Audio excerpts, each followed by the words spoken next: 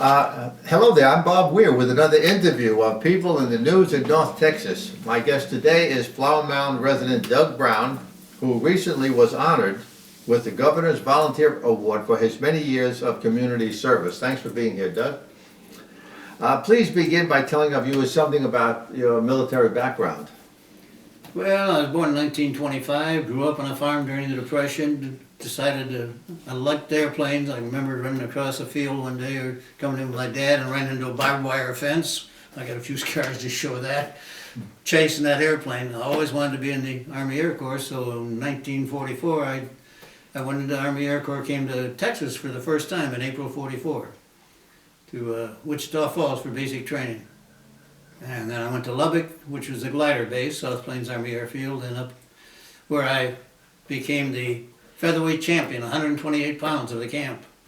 Hey. 128 pounds. I haven't seen 128 pounds in a long time. Did you say you were born in 1925? 1925. You're 94 years old? I'm 94 years old. And you have all your hair? What? That's an outrage. It's my own hair. This is an outrage. What did I do wrong? Yeah. You do have quite an impressive military background. And tell us something about your work with veterans organizations.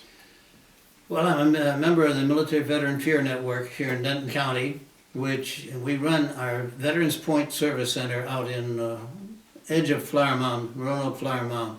Used to be the old Lena Pope Children's Home.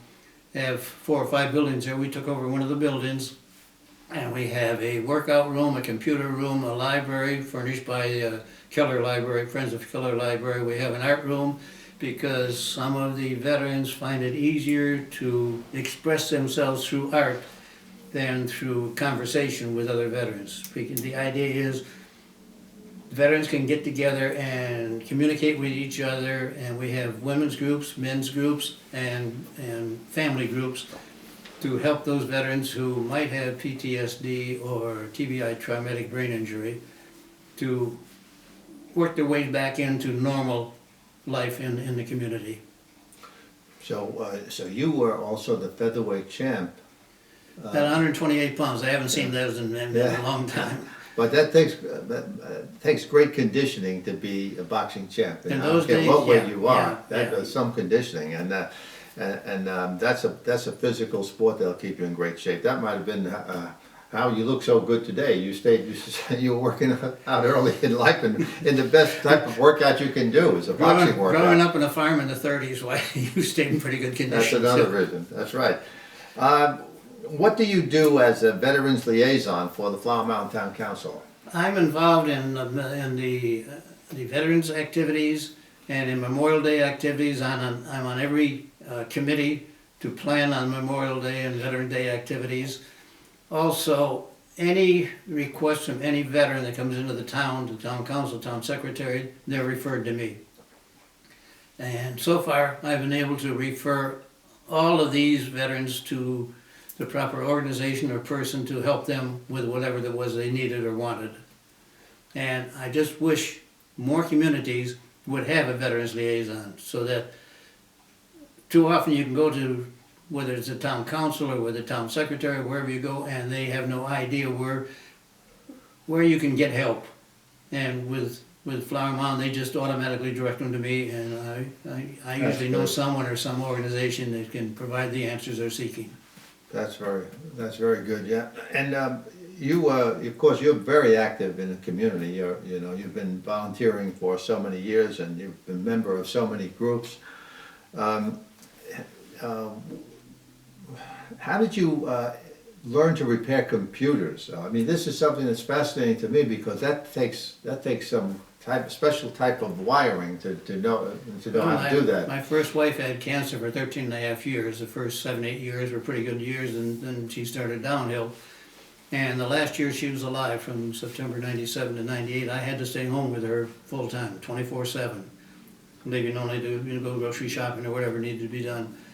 And if you're going to be home 24/7, you better have something to do. You can't just sit there and read books, or you need something to do. So I started reading about computers, and this was all desktops in those days, no laptops. And then opening them up and starting working on them.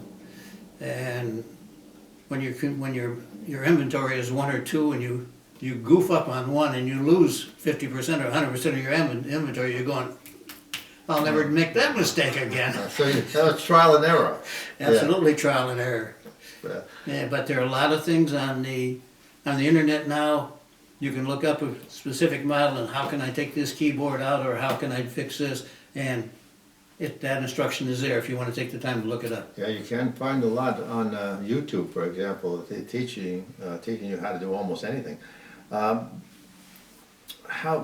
do you get the computers to fix? I have people will ask me this, and I'll say I get it from you and from you and from you and from you, because you have a computer at home that you don't use anymore. You don't know what to do with it. I have people tell me, I've got this computer. I don't want to throw it in the trash, but I don't know what to do with it. Give it to me. I'll wipe the hard drive, so any information on there is gone.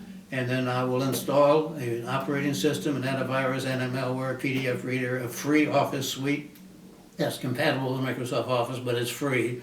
And then I'll give it to somebody. And my first aim is veterans. My wife and I have put them in a number of Habitat houses. Habitat requires that they be desktops. Desktops are a lot harder to get out the door and get rid of. But anybody who comes to me and asks for a computer, I'll give them a computer if I have one. And you, as I said, you're very busy all the time. What is a typical day like for you? I saw your schedule, by the way. You showed me before your schedule, week after week after week. Well, and every day is practically covered. Usually there's something to do every day. I try to make time so my wife and I have a little time for ourselves too, to go up to the Flower Mound Senior Center, the Highland Village Senior Center, maybe play a little dominoes or little cards, something a little relaxing, something to do with other people, because me sitting at home working on computers is not necessarily conducive to a good marriage. Well, no, but I'll bet it's very healthy for the mind, because I always believe in, if your mind is active, you're involved in something, it keeps you always thinking, and that keeps you young too. Yeah, that activity, both physical and mental, is necessary if you want to have a fairly healthy life. It seemed to me working on computers takes a lot of mental acuity, so that'll be good for you. Well, and reaching inside of some of the desktops, you'll find how quickly you can bleed too. Yeah, I'll bet. On a personal note, how many children and grandchildren do you have? I had 5 children. The oldest one passed in 2014 from cancer. Her mother died from cancer. My mother died from cancer. I had 2 brothers. One brother died in 2013 from cancer. I have 9 grandchildren. I have 12 great-grandchildren. At least only 12 that I've heard of so far. It's always a possibility when others that I haven't heard about. Big family, the things are. Yeah, they're scattered from the East Coast to the West Coast. Always growing, yeah. Are there many of them living in the area? I have a daughter who lives in Fort Worth, and she has 1 son. He lives in Fort Worth. Those are the closest. I have a son in New Jersey, a son in Florida, and a son in Las Vegas. That one will be here tomorrow, Tuesday, for Thanksgiving, to spend Thanksgiving with us. So again, you recently had the Governor's Volunteer Award. That's a major award. RSVP, Retired Senior Volunteer Program in Denton, put me in for the award. Diana Corona, who's the executive director, came to me and said, we're going to put you in for an award. And I said, yeah, right. I did. I said, okay, sure, fine. She said, we need to interview you. So I was interviewed, and she said, well, we need to stay on top of this. And I said, sure, yeah.